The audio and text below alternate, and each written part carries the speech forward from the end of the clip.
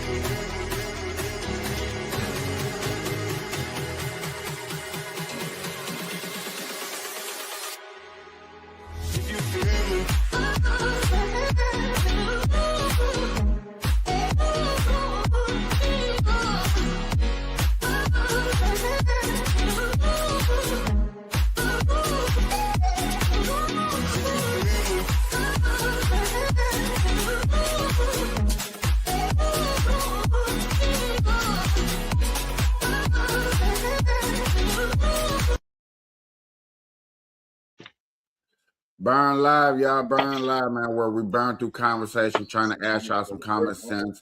This is Monday, Marijuana Monday, where it goes down, and I got a very special host. Hopefully, we'll be making a lot more trips in here on my Mondays, y'all. I apologize to all my potheads. I know how I begin the Burn Live show as a marijuana.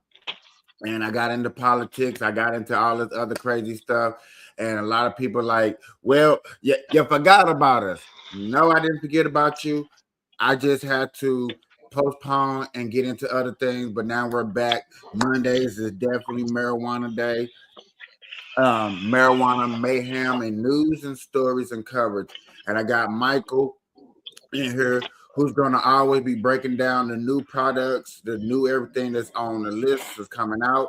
I will be bringing up news and stories and coverage of things that go on. And this is happening every Monday, um, 12 o'clock Pacific, 3 o'clock Eastern, and y'all know in between time. How you doing, Michael? Doing all right, man. How you guys doing? All right, all right, How's all my right, all beautiful right. peoples out there doing, man? And what's everybody smoking on right now, man? Please bust that down in the chat, dude, if y'all can. I want to know what y'all are smoking on and how's your guys' day, man? Yes, ladies and gentlemen, please put down. This is purely for 420 friendly guys. Put down in the comments where you're smoking. Um, I actually need to start sharing out my content back into my groups. Hey, and shout out to all my book face groups that really been rocking with me, posting my content, even though it hasn't been fully marijuana. I do appreciate it. I do appreciate it because I did not have to do it. Um, Plants over pills, Yes. Carolina creepers, smoking dabbers, stoners, 420 vapes. Man, shout out to all of y'all because y'all still been holding me down. Shout out to my Canada friends over there, which my Oh, yeah. Canada, Definitely shout out to the Canada friends, man. If it wasn't for yeah, them, man, I mean, being honest, I would have never had the Eagles got put on. But, so my little buddy, Weedasek, oh, I know you hear that. Somebody's out here right now burning out in the neighborhood. They're doing donuts and all that shit. But yeah. Other than that, guys, yeah. Shout out to Weedasek, man. If it wasn't for him to putting me on and asking me, how do I say, teaching me the steps how to grow, because one, when I first started to grow, I kind of did backwards. Everybody learns how to grow doing soil first and then hydroponics next. I went backwards. I went hydroponics first and then soil next. And I tried to take my hydroponics to the soil, and that was not going. So yeah, there's a lot of things you got to learn. So I mean, one, it's pretty fun. Being honest, it's very therapeutic. At the same time, too, you can. How do I say? even like the music that we listen to and everything, and a lot of people tell me all the time, well, it's not really good to play, like rap and like hard music and everything else, like hard rock and all that stuff inside the groves because it kind of damages the plants. No, it don't. Those vibrations from the music actually, how do I say, massages those plants. It turns around and gives, how do I say, life back into those plants just by you sitting there and even you guys even doing a test.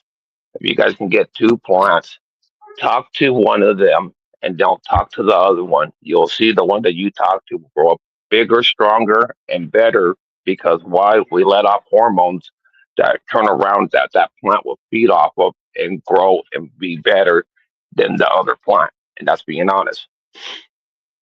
So Is it still a little bit better to use classical music than rap, or it still don't matter? Being honest, it was told to us back then that to use classical music and everything because it was softer. But being honest, no, not really, because even with the vibration of the thumping and everything else, also gets those plants to jumping and moving and everything and all that. And it's crazy because a lot of people say, "Well, how do the plants jump around and they move and how they dance?" Well, you'll see them; they'll sit there and start waving, or their leaves will start disfiguring by the air, by the fucking wind, by anything, and that's what we call dancing. So Okay. Uh, I just came across this news real quick, and I think it's going to be for a good discussion. So let's go over this yeah, news coverage real quick. This is a California law with marijuana and driving. Let's go. Wheels and yes, what's legal? Loose marijuana on your car floor, is it illegal or just a mess? Your reporter covering Sacramento County's Madison Keevy, she's been looking into this, the local case that made it to California's highest court, Madison. Well, just weed crumbs on the back seat floor that weighed 1/3 of a gram, about the weight of this dollar bill. It's not a lot. The Sacramento stop that it was involved in this court ruling had to do with this amount of weed and draws a new line for police. Core issue of this case is using something very small, marijuana crumbs, detritus, as a way to violate people's rights. The case out of Sacramento, police officers stopped a car and searched it, finding weed crumbs, about the third of the size of a grape, 1/80th of the legal amount of marijuana on the floorboards of the back seat. Nearby, a tray commonly used to roll joints. Officers considered it an open container violation, enough to prompt their search. The court's decision says otherwise. If you can't easily consume it, having marijuana in your car does not give California police the right to search the vehicle. The decision noted no officers suggested concerns that the driver or passenger could have reached the scattered bits of marijuana to consume it. Nor was there evidence of paraphernalia, such as matches, lighters, rolling papers, blunts, or vaporizers that could facilitate the marijuana's consumption. John Stoller says he's not speaking on behalf of the public defender's office, but as the public defender on this specific case. So what we're seeing is kind of a culture shift in California, I think, that recognizes that racial disparities in our criminal justice system are real.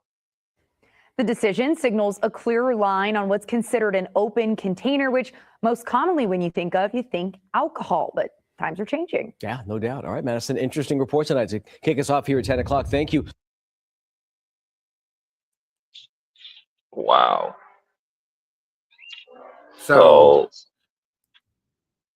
basically, I'm hearing two different things in one. So I'm gonna try to clear this up. Hopefully, I'm somewhat close to being correct. I'm not sure. So basically, if an officer say they smell marijuana in a car, for one, I was told they're not lawfully allowed to search the car just for the premises of smell. But I think that's only in certain states. But in California's situation is if I find a pinch, we just say a pinch or a dollar bill worth of weed, we're not going to hold you in contempt. We're not going to charge you. We're not even going to give you a ticket. That's almost giving people the insinuation to want to drive and smoke. Yes. Because I'm not sure if police officers and law officers know the difference between fresh, just lit, relit, and then a roach, after roach. You know what I'm saying? I think Mm-hmm. in my eyes, you know what I'm saying? I guess in my opinion, I do believe most marijuana cops just think, oh, once I smell a stench, it's the stench. Instead of going into what's the difference? Is this fresh? Yes. Is this a flower? But then, we always hear these stories that, oh, we got, you know what I'm saying, most officers go through some type of training, but is that part of the training that they go through? I guess that'll be the biggest question. Is that Yes. even working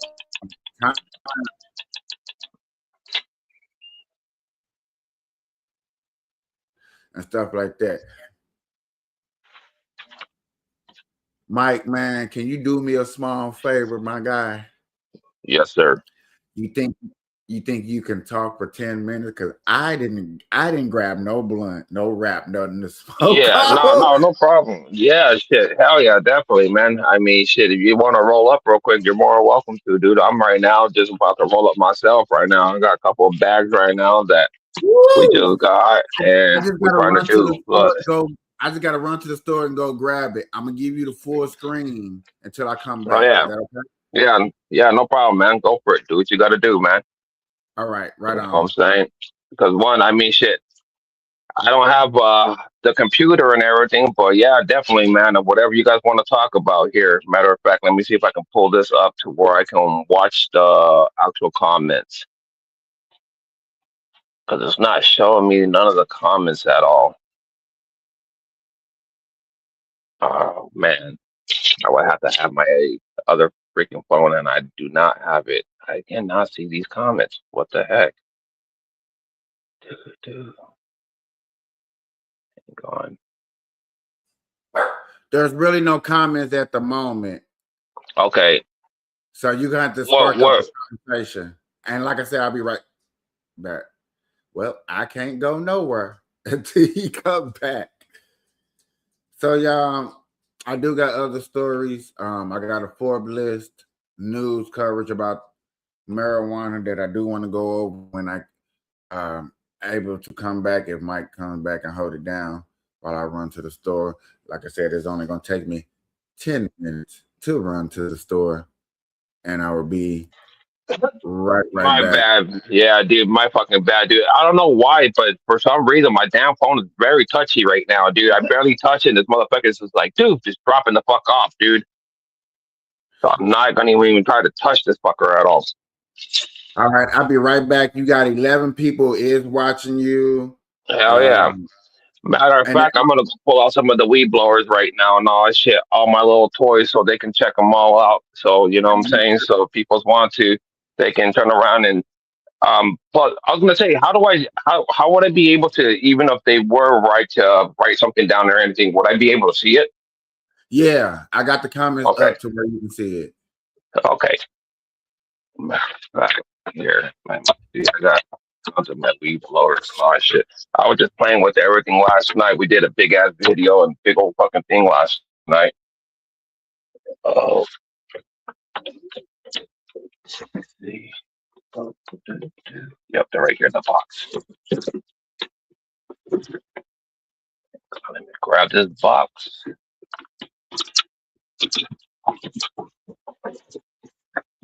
Oh, here we go, guys. Take this box out here so I can pull all these weed blowers and all this shit that I have inside of there out of there.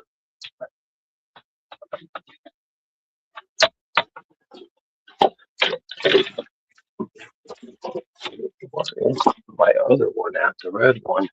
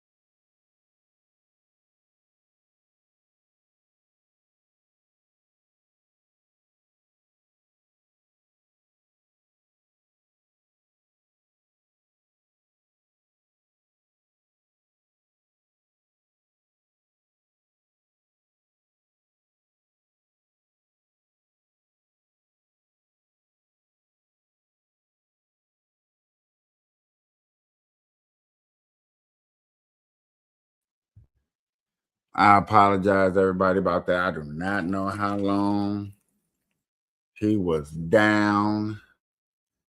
I do apologize. How long was he down?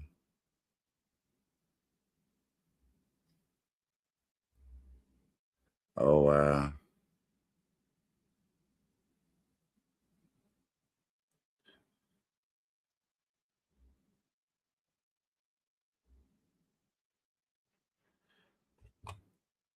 Well, I'm glad majority of y'all stayed. I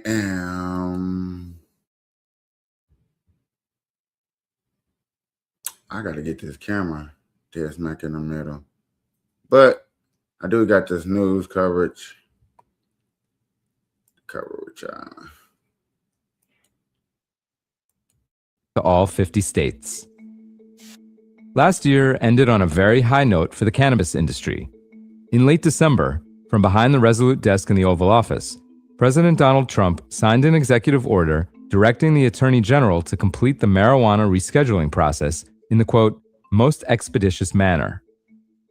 The aim of Trump's executive order is to reclassify marijuana as a less dangerous drug, which would be the most significant change to the nation's drug laws since President Nixon signed the Controlled Substances Act in 1970. The change in classification will not legalize weed, but it will give the cannabis industry a big tax break worth billions of dollars. While tax break, saving money. A lot of people were going to keep saying that the president ain't saving money. Now, I didn't even really think that he would have been brought up. I know some things that happened, but that was not my intention to be bringing up Trump in this. But hey, it is what it is. Give the man credit when credit is due. the $32 billion cannabis industry rejoiced at the historic move, the process will not be quick. Marijuana is still categorized as a Schedule I drug, alongside heroin and LSD. If the federal government completes the process, marijuana will be reclassified as a Schedule III drug, which is used for drugs with accepted medical benefits that still have addiction potential, including steroids, ketamine, and Tylenol with codeine. Schedule III drugs, however, are still considered controlled substances, which means restrictions will remain on cannabis's manufacture, sales, and possession. And the patchwork of regulated markets across 40 states that allow medical sales and 25 that permit recreational sales will still be in conflict with federal law. The timeline for rescheduling cannabis remains murky, as Attorney General Pam Bondi has not made a public comment on the process. Despite that promise for the industry, 2025 also delivered a major buzzkill for marijuana's cannabis cousin, hemp. In early November, Kentucky Senator Mitch McConnell added an amendment to the agricultural appropriations section of the minibus spending bill to reopen the federal government, ending the longest shutdown in history, to effectively ban the $28 billion intoxicating hemp industry. The ban will go into effect this November unless new legislation is introduced.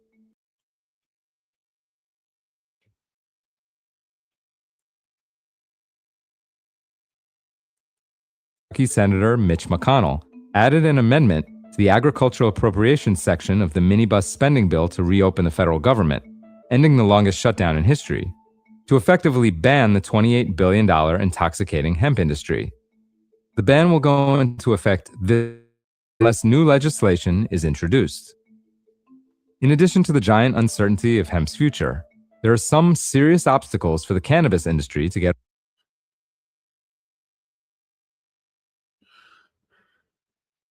I'm just tripping off Mitch O'Connell because last time I be hearing about Mitch O'Connell, he be passing out and doing all this other extra stuff that a lot of us think that it's time for him to retire on. So for hearing him to say that he has something like this going on, I'm not hating. I'm really not. It's just, I don't know, man. It's kind of hard to really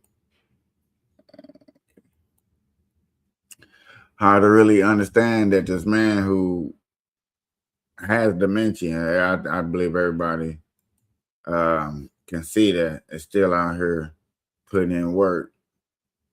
And we like, hey, that's okay, you know.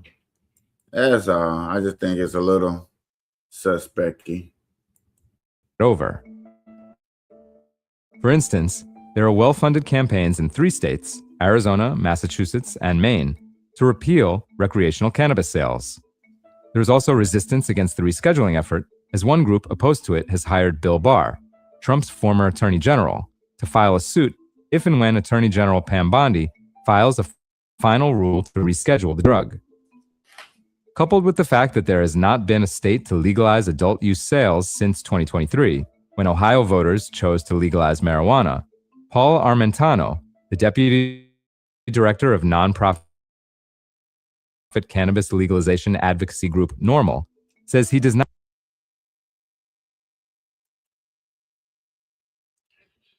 That's the biggest thing I think everybody wants, is for it to be federalized. Regularized federally. I think that's probably the proper way of saying it. Regulated federally. I do believe that's what everybody wants in America. But 50 states, everybody be able to grow and sell and grow. Is a big deal. A lot to try to overcome.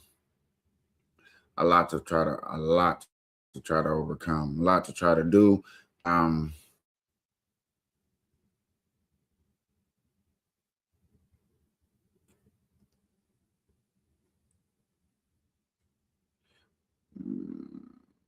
like how this person put this. Doctors are revealing cannabis laws to flip red states green. That has a lot of things about that. There was like a lot of red states, Republican states, and green. This is a Republican state where I stay in, and we're green. So it's not fully true, but that's the biggest thing in marijuana is everybody see that what Trump has done. Tennessee lawmakers focus on marijuana. I had this one story. Start making a playlist. I ain't even put it in there. Darn it. Let me see if I can find it. Had this marijuana story not too long ago. That I should have said what I was going to say, because what it was talking about, it was just amazing how the base of the story and then how left field it was going. And I can't remember exactly the full story, so let me see if I can find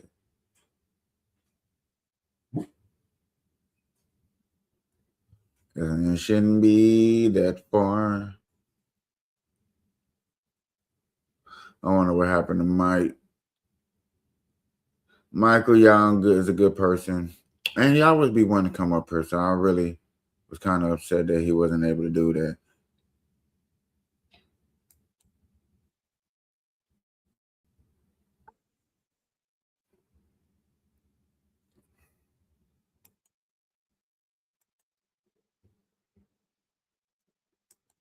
Now, I was looking at this chart.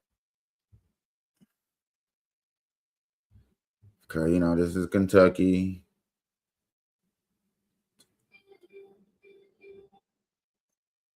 One, two. 7 states touch Kentucky. Medical marijuana, the newest dispensary in the Commonwealth, opened today in Frankfort. It joins 4 others in Beaver Dam in Ohio County, Lexington, Ferguson in Pulaski County, and Nicholasville. Andrea Turner introduces us to one man who says today's grand opening will bring him relief. This is New Era Cannabis here in Frankfurt, and one man that I spoke with says that this place opening is life-changing for him. It's pretty much life and death. Randall. That's what I was tripping off of. The stories that we choose to pick out to try to push the narrative. Now, cannabis getting regulated, it's still new in states, and I get it, you know what I'm saying? And is going to help out a lot of people. But to go get the most saddest story that I can find out of all those people that was in line, who probably was willing to give out a free statement of how they feel about cannabis. Y'all seen the post, the most saddest story that y'all can find in the cereal box. That's what I wanted to cover on this story, even though it's a marijuana story. A lot of my marijuana stories that I'm gonna be covering is going to be a little different than normal, but yet again, I do want to cover these stories. These stories should be shedded a light on, but it's the narrative.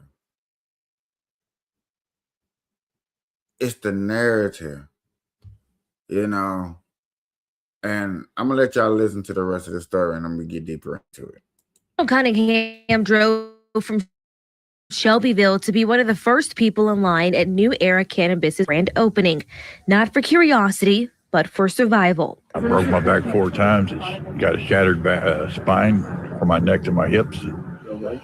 It's the only way I can get out of alleviate the pain a bit. And that relief is part of the dispensary's mission. It's just a new era of cannabis, right? It's just kind of knocking the stigma down of cannabis and making sure that people feel comfortable. New Era will be open daily from 11 a.m. to 7 p.m. and will start by selling products from the flower only. As the cultivators and processors get up and running, we'll start seeing a little bit more steady supply. Also, something that kind of made me trip.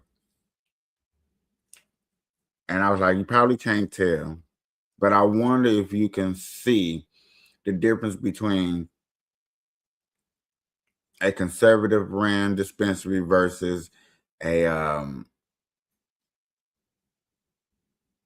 Democrat ran dispensary. I wonder if there are a real difference. I believe there a little bit is. I think there is, but there's no telling. I'm going to do a little deep dive, and when we start covering these stories a little bit deeper, like, hey, have you noticed this? Have you noticed that? Have you noticed this? Have you noticed that? And then we see where we can go from there. But other than that, I almost think you can do it. I would say in the next couple months, right out the gate, opening today with just flower options, about 8 in total. We will have vapes and edibles, I would say, probably in the market in the next couple weeks here. This is the 5th dispensary to open statewide. Medical marijuana became legal in Kentucky last year.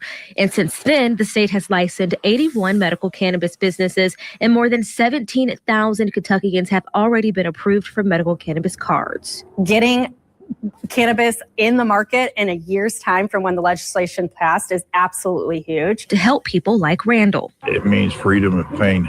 It means a lot to me. In Frankfort, DeAndrea Turner, WLKY News. New medical cannabis dispensary is now open in the Highlands. And our Megan Matthews was there and has more on this story. On Saturday, the Kentucky Alternative Care Medical Cannabis Store. And this is another dispensary. Let's see if they're going to find the most saddest story person in line. Oh, well, you, because I wasn't going to see tomorrow. I'm just curious. Or opened in the Highlands. We're going at 10th hour, and we still have people checking out and getting information educated by our bud tenders. We started at 4:30 at the line, okay, and they've been here since then. Dr. Sue Kang and Dustin Stanley, the founders of the dispensary, say it's all about the experience for them. Each person checking in with a bud tender to find the right fit for them based on their medical needs. We're identifying their source, we're understanding what their culprit, what their pain management is, what they're looking for. Their passion's going further than that by playing into the opioid epidemic for managing pain. A lot of times these are accidental overdoses. People forget they took their medicine. So just being able to help that and reduce that by helping people with their pain management. I mean, you're not going to accidentally overdose if you're using cannabis. Now, one of the main goals that the owners at the distillery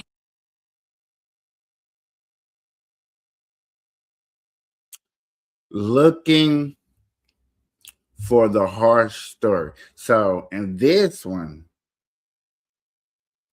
we couldn't go get the harsh person. You know, we had to create, and they're making valid points. You know, prescription drugs is one of the leading causes of deaths in America. And I said one of, not the, but one of the most things. And if we can change that narrative and get people less off pills, you know what I'm saying, on something that's a little bit more relaxing and healthier and still can help, I'm for that. You know what I'm saying? But yet again, notice we're opening our stores with the life or death situation. That's all I'm pointing at. Life or death situation. All these are life or death situations to say that we are in when it comes to the cannabis moderation of today. Just a question. If you think so, then hey, you know, everybody that's in here is basically correct on their analysis.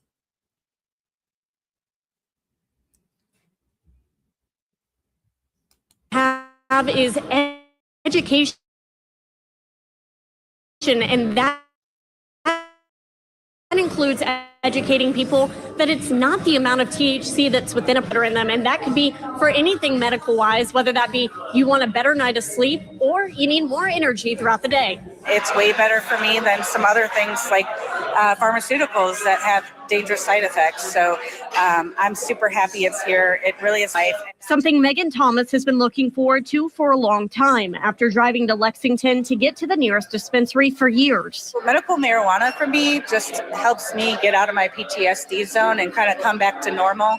It helps me with social anxiety. With many people hoping to break the stigma for a different form of medicine. Once you understand the benefits of marijuana, you can't deny the fact that it does great for people and patients.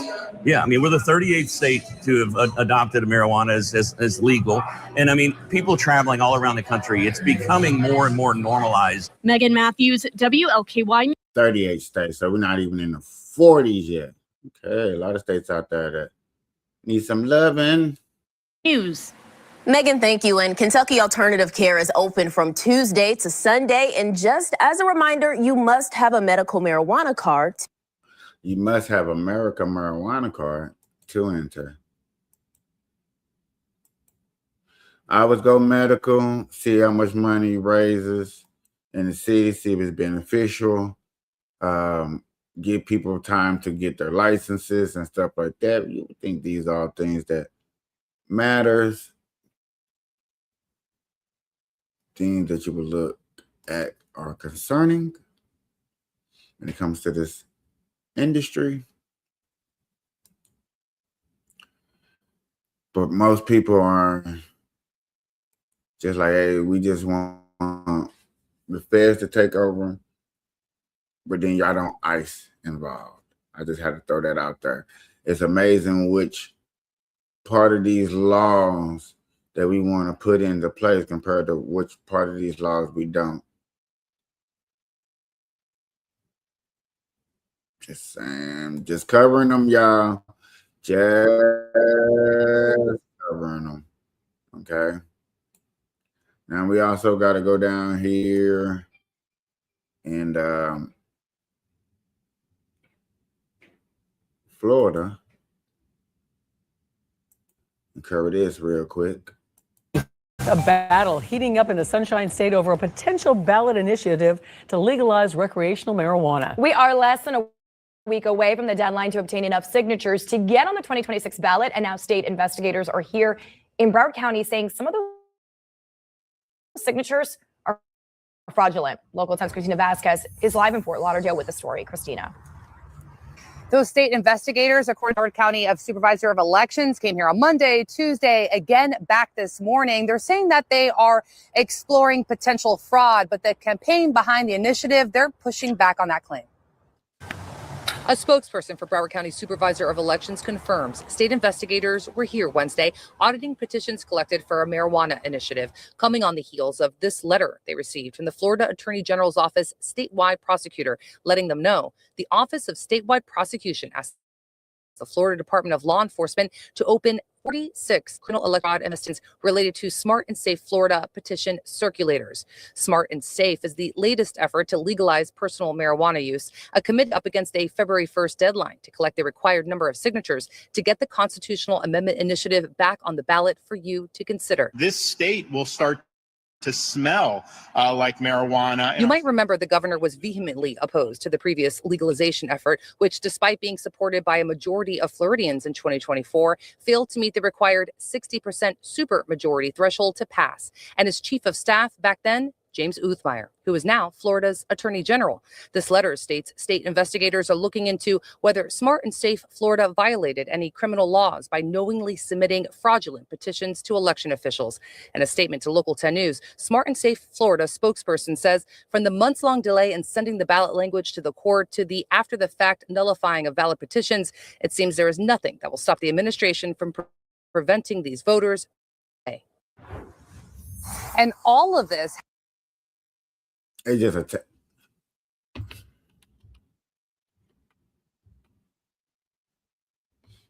Florida spokesperson says from the months-long delay in sending the ballot language to the court to the after-the-fact nullifying of valid petitions, it seems there is nothing that will stop the administration from preventing these voters from having their say. And all administration from preventing these voters from having their say. And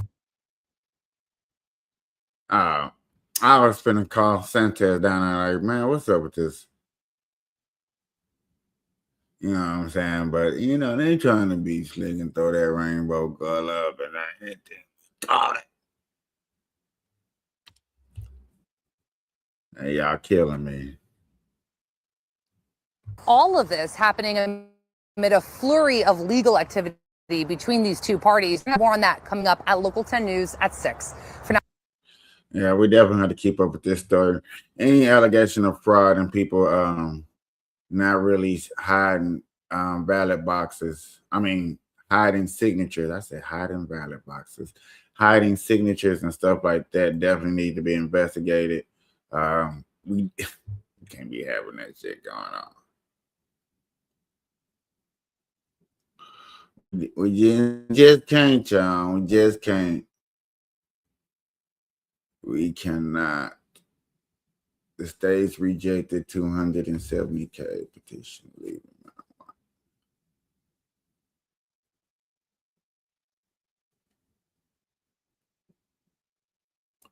I think this is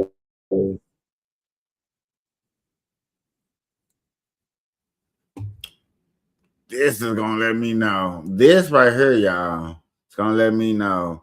Am I gonna be taking a trip to Florida anytime soon? This it right here, y'all. Oh shit.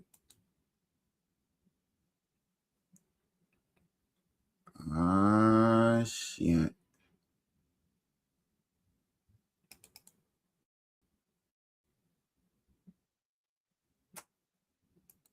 November, more than 100,000 signatures are still needed as the state is working to weed out invalid and fraudulent petitions.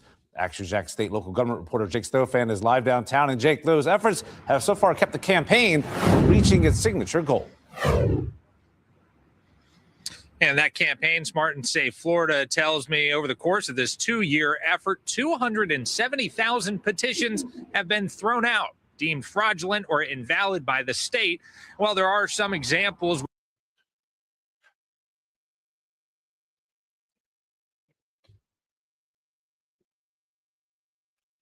Y'all don't want nobody to come down to Florida. Y'all don't really want no travelers down there to Florida. That's what it sounds like to me. We not finna play. Why would y'all be faking signatures with something that's recreational that attracts so many extra people down there for businesses? Where genuine fraud is alleged, the vast majority of these petitions were essentially thrown out due to technicalities. With only 2 days left, the renewed effort to give voters a second shot at legalizing recreational marijuana in Florida is still 120,000 signatures short. That's after the Smart and Safe campaign claims 270,000 petitions were tossed out by the state. Florida's Attorney General has opened at least 50 criminal investigations into alleged petition fraud and teased dozens more will be announced in the coming days, saying, quote, at this point, it's apparent that Smart and Safe Florida's petition fraud touches nearly all of Florida's 67 counties. Everybody wants fair and clean elections. But fair and clean elections means that every vote is counted. Jody James with the Florida Cannabis Action Network has worked on citizen-led initiatives in the past. She notes Florida lawmakers have spent years passing laws aimed at restricting the citizen initiative process. And while state leaders have emphasized alleged cases of fraud, the bulk of the invalidated petitions have been due to a lack of compliance with those new laws, like requirements for petition gathering. Typically, we can't get marijuana laws right because we got fraud and voting. How y'all think that we can put an election together and vote correctly and think that's going to go right? Nobody's going to trust nobody. Nobody's going to be able to trust anybody. And you're going to be fried. Just like they had the lady talking and cut her off. And would love to really hear her full statement of what she had to say about the cannabis and about the fraud and what's going on. So we had an opportunity to hear that, and they took it away. You see the ridiculousness? To be Florida residents, including the full amendment text on petitions and stringent return deadlines. If Smart and Safe isn't able to get this to the ballot this time, I think it's going to have a chilling effect on future initiatives being able to make the ballot. Voters like Raheem Moses say they're skeptical the state's efforts are truly centered around election integrity, suggesting instead the ordeal stinks of politics. I strongly believe that they are throwing all these ballots out there, holding up the process. They don't really want it to go through. Brandon Austin says he feels if the initiative doesn't make the ballot, he and millions of other... Notice how he say they. And when a person, well, not to be like that, but when a black person say they normally are talking about the government or some type of conspiracy that they have ideally put together. And black people always think that there are some entity, some bigger, higher power person that is against you and what you are trying to do. It's always like that. And they kill me when you see that, because they don't go into depth of who. Say the government. And then when you're going to say the government, say Democrats or Republicans. Then we're getting closer into who we point the finger at. Their voters' voices will be silenced. I mean, we're supposed to live in a democratic country, and that's supposed to be the idea, is that the people make the decisions first. In a statement, the Smart and Safe campaign accused the Department of State of, quote, using every means necessary to stifle the voices of over 1 million Florida voters who have lawfully and legally signed petitions. Back in 2024, a similar ballot initiative led by Smart and Safe got almost 56% voter support, which was just shy of the 60% it needed to pass. For local coverage and Count On Live downtown, I'm Jake Stofan, Action News Jax. There's a Sunday deadline in the effort to get recreational marijuana on Florida.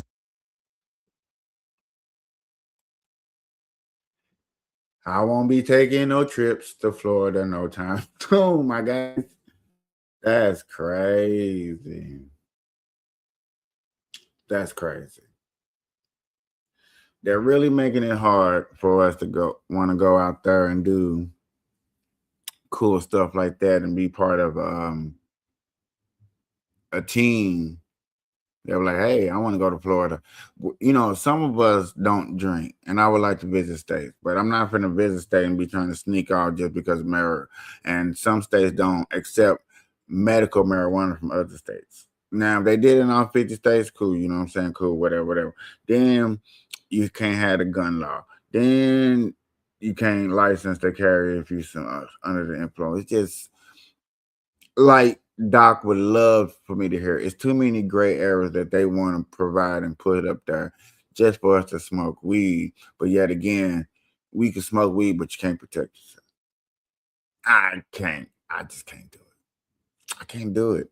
I can't be in a place to where I can't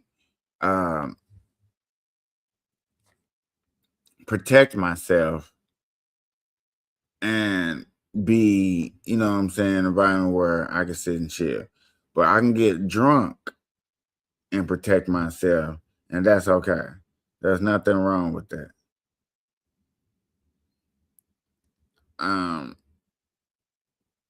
Something ain't right. Something we missing.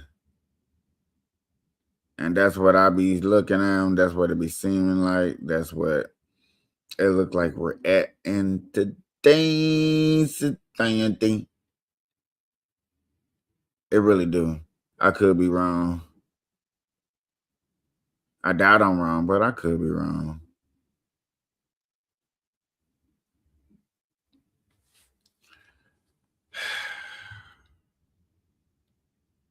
We decriminalizing weed. We can't get weed regulated in other spots. People that's having fake ballots.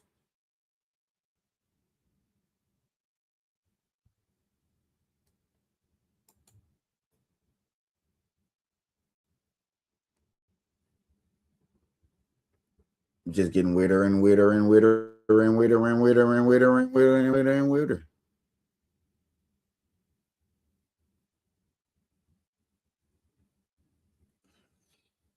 All right, y'all. This is the Burn Live Monday Marijuana Show. Go down every Monday at 12 o'clock Pacific, 3 o'clock Eastern. Come check me out. Marijuana laws, lose, and everything that goes on. Until next time, I'm your boy. Good morning, good afternoon, good evening, whenever time that you're watching this. Until next time.